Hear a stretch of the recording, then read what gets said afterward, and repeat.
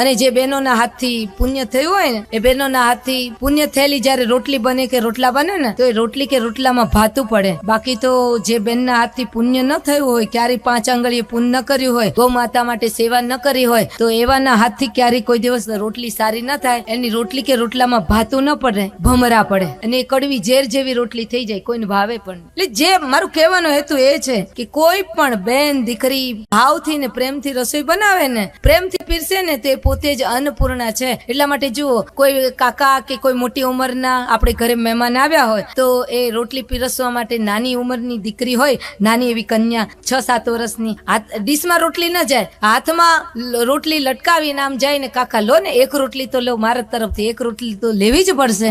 તો કાકા કે બેટા મારે હવે ખાવાનું પૂરું થઈ ગયું છે, જમવાનું હવે પૂરું જ થઈ ગયું છે, પણ તું આટલા પ્યારથી જમાડે છે તો ચાલ એક રોટલી વધારે ખાઈ લો. આ છે મહત્વ, નારી શક્તિનું મહત્વ છે.